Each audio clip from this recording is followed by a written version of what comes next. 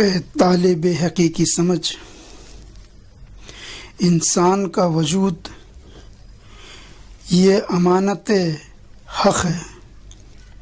اس کو انسان نادانی و غفلت میں اپنی ہستی سمجھ بیٹھا ہے، اس لیے حیران و پریشان ہے۔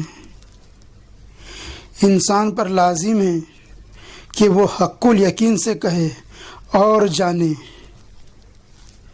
اور دیکھے کہ یہ ہستی حق کی ہستی ہے۔ میرے بدن کا ہر حصہ حق تعالیٰ کا ہے۔ اس نقطے کو بھی سمجھو اور جانو جو حدیث پاک سے ظاہر ہو رہا ہے، اور اس کے راز کو بھی پاؤ جو حضور نبی کریم صلی اللہ علیہ وسلم فرماتے ہیں، جب بندہ نفیل کے ذریعے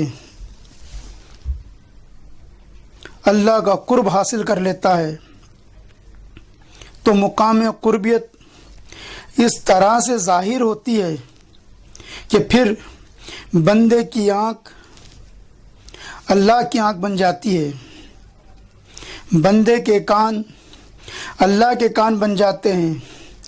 الغرض لحمک و لحمی کا مقام آ جاتا ہے کہ بندے کا گوشت حق کا گوشت بن جاتا ہے۔ میں یہ کہتا ہوں جب یہ ہوگا سو ہوگا، مگر اب بتاؤ یہ کس کا ہے؟ اسی کا تو ہے، یعنی یہ جان حق کی ہے، آنکھ حق کی ہے، کان حق کا ہے، زبان حق کی ہے، سخن حق کا ہے، صدا حق کی ہے۔ یہ جو تو میں کہتا ہے یہ بھی حق کا ہے، کیونکہ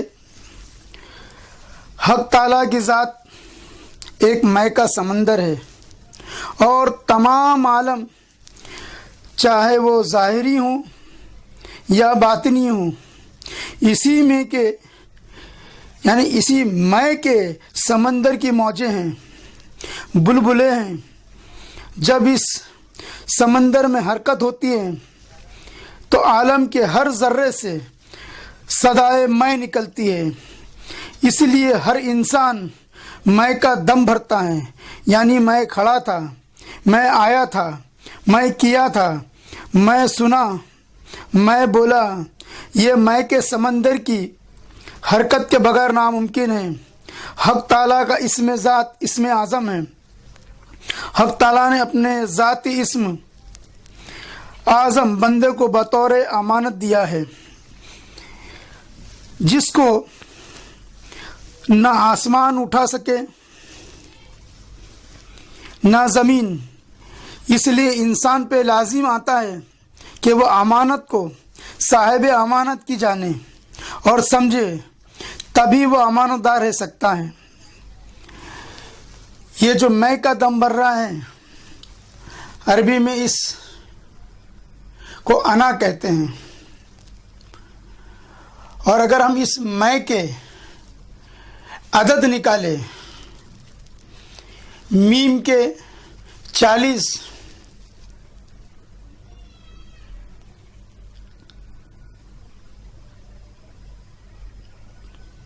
تو پورے اگر ہم عدد نکالتے ہیں تو 100 عدد بنتے ہیں، جس کو علم العدد کے اندر 100 عدد بنیں گے۔ تو یہ 100 جو نام کہتے ہیں، یعنی جس طرح کہتے ہیں نا کہ اللہ تعالیٰ کے 3000 نام ہیں، 1000 نام فرشتوں کو یاد ہے، 1000 نام انبیاء کرام کو یاد ہے، 300 تورات میں، 300 زبور میں، 300 انجیل میں، اور 99 قرآن میں، اور ایک نام مخفی ہے۔ تو وہ کون سا ہے؟ تو وہ انا ہے، کیونکہ اسم اعظم اسی میں آ کے ضم ہوا، تب یہ اسم اعظم ہوا۔ اور یہی وہ بار امانت ہے جس کو اللہ تعالیٰ نے عطا فرمایا، جس کے لینے سے زمین و آسمان کانپ گئے۔ وہی بار امانت کا ہوا حامل بھی حافظ بھی، حواس قلب جس کے ہر گھڑی بیدار ہوتے ہیں۔ تو اس امانت کو اس کی امانت سمجھ کر اس کی حفاظت کریں، یعنی اپنی میں کو حق کی میں میں دفن کرے۔ دانہ گلا گلزار ہوتا ہے خاک میں ملنے کے بعد، یعنی جو حقیقت میں جو دانہ ہے یعنی صاحب سمجھ ہے، وہ اپنی دانائی کو اپنے پیر کے قدموں کی خاک میں ضم کر دیتے ہیں، مٹی میں ملا دیتے ہیں، اسی دانے سے پھر ہزاروں دانے وجود میں آتے ہیں۔ پیر کی عطا سے یہ نقطہ سمجھ میں آ سکتا ہے، پیر کی صحبت سے یہ نقطہ سمجھ میں آ سکتا ہے۔ حضرت مولانا رومی رحمۃ اللہ علیہ فرماتے ہیں، یک زمانہ صحبت با اولیاء، 100 سالہ طاعت عبادت بیریا، یعنی سینکڑوں سال کی عبادت و ریاضت جس میں دکھاوے کا ایک شائبہ نہ ہو، جو ایک سیکنڈ کے لیے بھی ایسی عبادت کیا ہے کہ ایک سیکنڈ کے لیے بھی اس میں دکھاوا نہیں ہے، یعنی عبادت بیریا یعنی خلوص والی عبادت۔ اس طرح کے خلوص کی عبادت کرنے کے باوجود بھی ہزاروں سال ایسی اگر عبادت کر لے، اس کے باوجود وہ بندہ اس مقام پہ نہیں پہنچ سکتا، وہ زاہد اس مقام پہ نہیں پہنچ سکتا جس مقام پہ پیر کی صحبت میں بیٹھنے کے بعد ایک لمحے میں پیر اس کو اس مقام پہ پہنچا دے گا۔ یہ صحبت کو سمجھنا ہوگا کہ کیا مقام ہے صحبت کا۔ آج ایک بندہ 1000 سال عبادت کرتا ہے،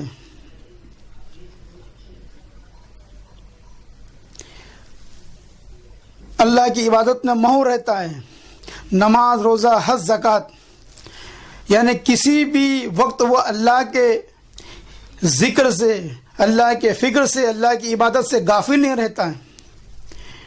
وہ بندہ کتنی ہی عبادت کر لے مگر وہ اس مقام پہ نہیں پہنچ سکتا جس مقام پہ صحابہ کرام آج موجود ہے، کہ نبی پاک صلی اللہ علیہ وسلم کی صحبت ایک لمحے کے لیے جس کو عطا ہو گئی۔ یعنی اس کو ایک مثال سے سمجھیے کہ ایک شخص نبی پاک صلی اللہ علیہ وسلم کی بارگاہ میں حاضر ہوتا ہے اور وہ نبی پاک صلی اللہ علیہ وسلم کو ایمان کی نظر سے دیکھتا ہے اور صاحب ایمان ہو جاتا ہے، اور گھر میں آنے کے بعد اللہ تعالیٰ نے اس کی روح قبض فرما دی۔ اس نے نہ نماز پڑھی، نہ اس نے روزہ رکھا، نہ حج، نہ غرض کے اسلام کے کسی ارکان کو اس نے ابھی ادا نہیں کیا جو اسلام نے فرض قرار دیے تھے، مگر وہ اس مقام پہ اب پہنچ گیا۔ نبی پاک صلی اللہ علیہ وسلم کی صحبت نے اسے اس مقام پر پہنچا دی کہ آج دنیا کا بڑا سا بڑا عابد و زاہد اس مقام کو حاصل نہیں کر سکتا، اس مقام کو پا نہیں سکتا۔ تو اس لیے اپنے پیر کی بارگاہ میں بیٹھ کر اس مقام کو حاصل کرے، کیونکہ پیر کی بارگاہ میں بیٹھتے ہی مرید کی معراج شروع ہو جاتی ہے۔ مرید اس مقام پہ پہنچنے لگتا ہے جس مقام پہ نہ اس کا ذکر پہنچا سکتا ہے نہ اس کے فکر پہنچا سکتی ہے۔ حضرت جنید بغدادی رحمۃ اللہ علیہ کے ایک مرید تھا، وہ حضور کی بارگاہ میں آیا اور سید الطائفہ سے کہتا ہے کہ میں جنگل میں جا کر ایسی عبادت اور ریاضت کیا ہوں کہ میں اب خواب میں یہ دیکھتا ہوں کہ رات میں میرے لیے ایک تخت لایا جاتا ہے جس پہ مجھے بٹھایا جاتا ہے اور میرے سر پر ایک ایسا تاج رکھا جاتا ہے جس کی روشنی سورج کی روشنی سے مان کھا جائے، سورج کی روشنی اس روشنی کو مان کھا جائے، ہزاروں سورج کی روشنی اس کا مقابلہ نہیں کر سکتی، ہزاروں ستارے اس کی روشنی کے اندر مان پڑ جائیں، مدھم پڑ جائیں، اور مجھے اس تخت پہ بٹھا کر مجھے عالم کی سیر کرائی جاتی ہے۔ تو حضرت سید الطائفہ حضرت جنید بغدادی رحمۃ اللہ تعالیٰ علیہ اپنے اس مرید سے کہتے ہیں، بھلے بہت اچھی بات ہے، جب تجھے یہ خواب میں یہ نظر آئے تو وقت اپنے پیر کی فقط ایک بات یاد رکھنا کہ تو اس وقت لاہور پڑھ لینا۔ مرید نے پیر کی اس بات کو مان لی، اور جب اسے واپس وہی خواب نظر آیا تو وہ مرید اپنے پیر کے حکم سے جیسے ہی اس نے لا حول ولا قوت الا باللہ العلی العظیم پڑھا تو کیا دیکھتا ہے کہ وہ ایک شمشان میں موجود ہیں اور وہاں تمام ہڈیاں پڑی ہوئی ہے، راکھ پڑی ہوئی ہے۔ تب اسے یہ سمجھ آ گئی کہ پیر کی صحبت کیا ہے، پیر کی صحبت کا مقام کیا ہے، پیر کس مقام پہ پہنچا سکتا ہے۔ ایک دفعہ ایسا ہوا کہ ایک دریا پار کرنا تھا۔ حضرت جنید بغدادی رحمۃ اللہ علیہ اپنے اس مرید سے کہتے ہیں کہ تو میرا دامن پکڑ اور پکڑ کے کہے یا جنید یا جنید یا جنید، اور آپ اس دریا کے اندر اپنا قدم رکھتے ہیں اور چلنے لگتے ہیں، اور آپ کا مرید بھی پیچھے آپ کا دامن پکڑے ہوئے چلنے لگتا ہے اور کہتے ہوئے چلتا ہے یا جنید یا جنید۔ مگر حضرت جنید بغدادی رحمۃ اللہ علیہ آپ ذکر کر رہے تھے یا اللہ یا اللہ یا اللہ۔ اتنے میں شیطان آتا ہے اور حضرت جنید بغدادی کے مرید سے کہتا ہے اے پاگل، دیکھ جنید بغدادی کیا کہہ رہے ہیں، وہ کہہ رہے یا اللہ یا اللہ یا اللہ، اور تو کہہ رہا ہے یا جنید یا جنید یا جنید۔ جنید بڑا ہے یا جنید کا اللہ بڑا ہے؟ وہ مرید کہتا ہے بے شک اللہ بڑا ہے۔ تو بھلے پھر تو اللہ کیوں نہیں پڑھتا؟ کیونکہ وہ اس طرح سے وسوسہ ڈالتا ہے اس مرید کے دماغ میں کہ یہ جنید جو ہے وہ تجھے اس مقام پہ پہنچانا نہیں چاہتا، اس لیے تجھے اپنا ذکر دے دیا اور خود اللہ کا ذکر کرنا۔ جب وہ مرید شیطان کے اس بہکاؤ میں آ گیا تو اس نے یا جنید کہنا چھوڑ کر یا اللہ کہنا شروع کیا، اور جیسے ہی وہ یا اللہ کہتا ہے پانی میں ڈوب جاتا ہے۔ تو حضرت جنید بغدادی اسے نکالتے ہیں اور کہتے ہیں کہ تو اب تک جنید کو نہیں سمجھ سکا تو جنید کے اللہ کو کیا سمجھے گا؟ تو یہ پیر کامل جو ہوتے ہیں یہ تمہیں وہ مقام عطا فرماتے ہیں جو ہزاروں شیاطین کے وسوسے سے تمہاری حفاظت فرماتے ہیں۔ تمہاری ہزاروں سال کی عبادت اور ریاضت یہ شیطان ایک لحظے میں مٹا سکتا ہے، ختم کر سکتا ہے۔ اسی لیے اس نے کیا کہا، یا اللہ میں بھی صراط المستقیم پہ بیٹھوں گا۔ تیرے بندوں کو بہکانے کے لیے صراط المستقیم چنا اس نے۔ کیوں؟ کیونکہ جو بندہ مخلص ہوگا وہ پار ہو جائے گا، اور جو مخلص نہیں ہوگا وہ جو ہے پار نہیں ہوگا۔ کیوں؟ کیونکہ اللہ تعالیٰ فرماتا ہے کہ جو میرے مخلصین بندے ہیں ان پہ شیطان کا زور نہیں چلے گا۔ اسی واسطے سے اللہ تعالیٰ نے فرمایا ہے کہ اے ایمان والو تم سچوں کے ساتھ ہو جاؤ۔ تو یہ سچے کون ہیں؟ یہ صالحین بندے ہیں۔ یہ سچے کون ہیں؟ اللہ کے ولی ہیں۔ یہ سچے کون ہیں؟ یہ ہمارے مرشد کامل ہیں۔ ان کی صحبت، ان کی سنگت ہمیں کیا سے کیا بنا دے گی۔ اسی لیے کہنے والے نے کہا کہ صحبت دانا دانا کنی، کہ تجھے نیک کی صحبت، دانا کی صحبت تجھے دانا بنا دے گی اور بد کی صحبت تجھے بد بنا دے گی۔ کہتے کہ خربوزہ جب خربوزے کے ساتھ میں رہتا ہے تو اس کا رنگ چڑھ جاتا ہے۔ تو یہ صحبت کوئی معمولی چیز نہیں ہے۔ تو پیر کی صحبت میں بیٹھنا گویا کہ مرید کی معراج ہے، اور یہ وہ معراج ہے کہ جس کو اچھے بھی نہیں سمجھ سکتے، کیونکہ معراج کا معنی ہے کہ غیب میں داخل ہونا۔ معراج کے معنی غیب میں داخل ہونے کے ہیں۔ تو پیر کامل کی بارگاہ میں جب بیٹھتا ہے تو اس کے سامنے سے کئی حجاب ہٹ جاتے ہیں اور کئی غیب کے نظارے ہونے لگتے ہیں۔ جیسے حضرت خواجہ غری نواز رحمۃ اللہ علیہ فرماتے ہیں کہ میرے پیر و مرشد حضرت خواجہ عثمان ہارونی رحمۃ اللہ علیہ نے مجھے اپنی 2 انگلیوں کے درمیان دیکھنے کا، جب میں نے آپ کے 2 انگلیوں کے درمیان دیکھا تو مجھے عرش اعظم نظر آیا اور میرے سامنے سے تمام حجابات ہٹ گئے۔ تو پیر کامل کی صحبت میں بیٹھنا 1000 سال کی عبادت اور ریاضت سے افضل ہے۔ ایک مثال سے میں سمجھانا چاہتا ہوں، ایک چونٹی اگر کعبے کا جانے کا قصد کرے، کعبے کا جانے کا سوچے، تو پہلی بات تو یہ ہے کہ راستہ اتنا لمبا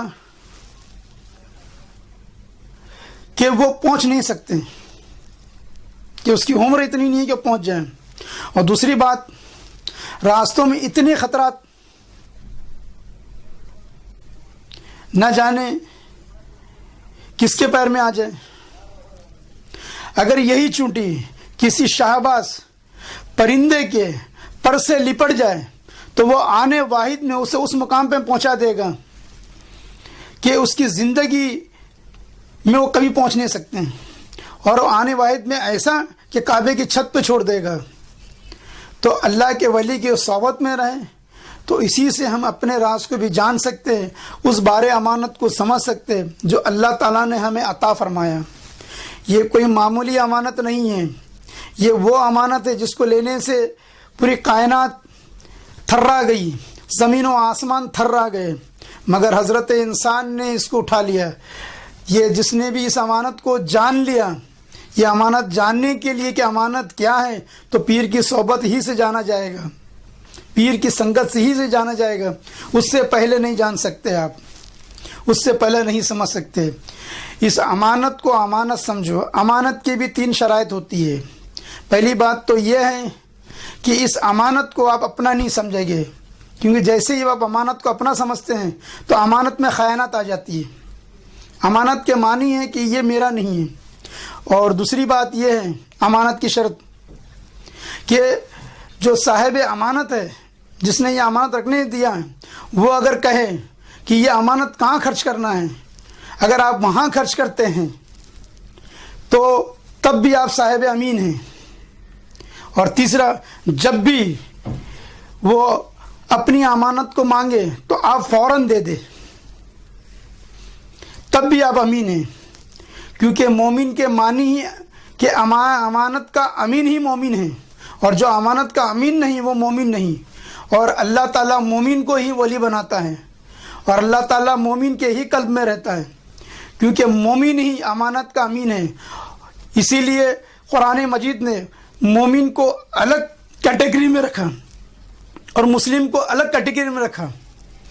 قرآن مجید میں اللہ تعالیٰ فرماتا مومن والمومنات، مسلم والمسلمات۔ کیوں کہا آخر؟ تو مومن جو ہوتا ہے وہ صاحب امانت ہوتا ہے، وہ امانت کا امین ہوتا ہے، اسے پتہ ہوتا ہے کہ یہ امانت کس کی ہے، اس امانت کی حفاظت کیسے کی جائے۔ تو یہ پیر کا احسان عظیم ہے جس نے ہمیں اس امانت کا ہمیں امین بنایا، اور اس امانت کو جاننے کی توفیق عطا فرمائی، سمجھ عطا فرمائی، جس کی بدولت ہم جان پا رہے ہیں کہ یہ امانت کس کی ہے۔ تو میرا تو یہی ہے کہ ہر راز و نیاز پیر کی بارگاہ سے ہی کھلے گا، تو پیر کی بارگاہ میں ہی سرنگو رہے۔ جیسے حضرت اشرف شاہ جہانگیر سمنانی رحمۃ اللہ فرماتے ہیں کہ اللہ اگر میرا مقام عرش یعنی میرا سر اگر عرش اعظم کو بھی لگ گیا تب بھی جو ہے میں اپنے پیر کے قدموں میں ہی رہوں گا۔ تو اللہ تعالی ہمیں اپنے پیر کے قدموں میں ہی ہماری موت عطا فرمائے، کہ پیر کے قدموں میں رہنا ہے عروج بندگی، پیر کے قدموں میں رہنا ہے عروج بندگی، ہر ادا سے پیر فہمی کو منا کے دیکھ لے۔ میں دعا کرتا ہوں کہ مولا